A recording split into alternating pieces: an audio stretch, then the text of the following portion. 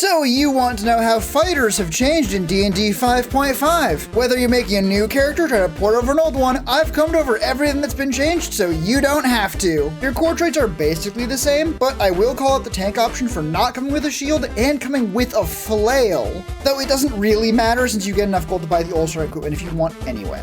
And Persuasion was added to the class skill, which is pretty nice. Fighting styles have been turned to a kind of feat, which for most classes doesn't matter, but means that Fighter doesn't get more options than the other classes anymore. And you also lost the UA fighting styles and Superior Technique. But Martial Versatility is back from Tasha's and lets you change a fighting style every level, not just levels with an ASI. Second Wind has gone a bit better, giving you an extra use compared to 5.0, though you only get one use back on short rest. Weapon Mastery is a blanket buff to any class that gets it, but Fighter gets the best version of it, getting to pick more weapons that work with it, and even getting a new feature that cares about mastery. The only change for Action Surge that you can't do the magic action now, yes, it's what 5.5 calls casting spells, which feels like a pretty big nerf, but also won't matter for 95% of characters unless the magic action is more broad than expected. Tactical Mind is an all-new feature. Fighter actually got a bunch of these, which is good, it kind of needed it. This one lets you burn a charge of Second Wind when you fail a skill check to add a D10. And even better, you actually only lose the charge if the check succeeds. If the check still fails, you keep the charge. Extra attacks is unchanged through all the extra attacks. Tactical Shift is another new one. When you use Second Wind, you can move up to half your speed without provoking opportunity attacks. Indomitable now adds your fighter level to the reroll, a massive buff that starts at +9 and maxes out at +20. You also get Tactical Master at the same level, another new one that when you hit with a weapon that you have mastery on, you can use the Push, Sap, or Slow weapon mastery instead of whatever the weapon normally comes with, which is super good, but does accidentally nerf weapons that already have those masteries, since they leave you with only 3 options instead of 4. Studied Attacks is the 4th and last new feature, and gives you advantage on your next attack roll before your next turn whenever you miss an attack, which is such a clean way of having Fighter just be better at fighting than everyone else. I wish I had more time to gush about it here, but we'll save that for the extras. So finally, since I'm not going to highlight the extra attacks you get at level 20, is the Epic Boon at level 19, which is shockingly still just as good as it is on every single other class. For the subclasses, 5.5 only has 4 per class, which means that Arcane Archer, Banneret, Cavalier, Echo Knight, Rune Knight, and Samurai are missing. Though you can still play them since WotC really wants you to believe this game is backwards compatible. Banneret players rejoice. And before we cover the ones in 5.5, a reminder there are still 7 more of these coming down the pipe, and with a channel my size, subscribing is really the only way to make sure you'll see them.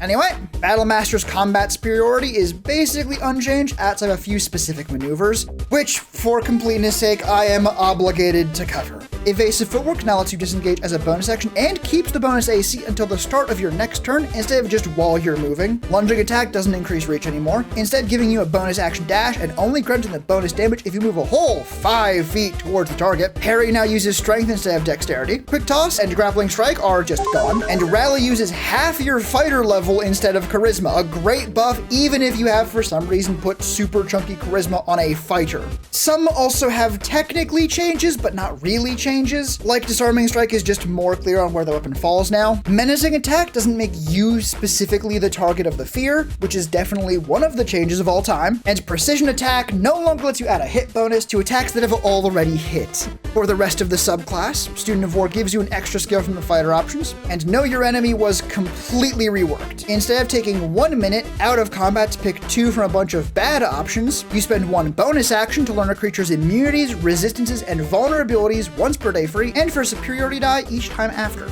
Improved combat superiority is functionally the same, but they split the D12 increase into its own feature. Finally, Relentless is completely different, but still fills the same role and is so much better. Instead of getting 1 superiority die back when you roll initiative without any, you can just do a maneuver for free using a D8 once per turn. The only downside is it doesn't work with things like Know Your Enemy, but oh well. Champion kept improved critical as it was, but changed almost everything else, which is great because before it really was just the improved critical subclass. To start, it dropped most of the features down to the next level benchmark, making Remarkable Athlete a level 3 feature instead of level 7. It traded out the Jack of all trades effect and the jump bonus for advantage on initiative and athletics checks, plus a half speed move without opportunity attacks when you get a crit. Additional fighting style is the new level 7 feature from level 10, but is otherwise unchanged. And at level 10, instead of giving you even more improved crits, those are still level 15, you get the new Heroic Warrior feature, which gives you Heroic Inspiration, the 5.5 name for the inspiration your DM can give you, top into your character sheet, at the start of your turn, every turn in combat. Fun fact, a free reroll on anything every turn is pretty fucking good. Superior Critical is, as mentioned, unchanged, and Survivor is buffed to also give you advantage on death saves along with the health regen, and they made sure your improved critical works on death saves, so you have a better than 27% chance of critting and getting back up at 1 HP every roll, which ends up at only about a 37 to 38% chance of stabilizing without getting a crit, which officially makes getting killed a skill issue. For Eldritch Knight, spellcasting is mostly unchanged. They swapped known spells to prepared spells like Wizard, and took the number of cantrips you know off of the table, which is actually kind of really annoying. But the big one is that you can take any wizard spell from any spell school, instead of being limited to almost exclusively evocation and abjuration spells. This is a massive win, since on top of just being more flexible and easy to deal with, you now have the option to focus the quarter caster part of your class on utility or buff spells, and leave the damage to the 3/4 martial part of the class, since you are still, a fucking fighter. Similar story with Weapon Bond. Aside from being called War Bond now, the only difference is it makes it clear you can't bond to someone else's magic item. War Magic lets you replace an attack with a cantrip when you take the attack action, instead of giving you a bonus action attack when you cast a cantrip, which, while it sounds kind of similar, makes it work with extra attacks, action surge, and just lets you use your bonus action for other shit. Both Eldritch Strike and Arcane Charge are unchanged, and improved War Magic looks like it has the same change as base War Magic, but it takes 2 of your, by this point, 3 attacks, and limits you to level 1 or 2 spells. You have level 3s by this point, and are only 1 level away from level 4 spells, which might seem like a nerf from 5.0, but it really isn't, because now it combos better with Eldritch Strike, since you can swing your weapon before casting your spells now, and therefore force the save against that spell to be at disadvantage on the same turn, which, if nothing else, feels so much better.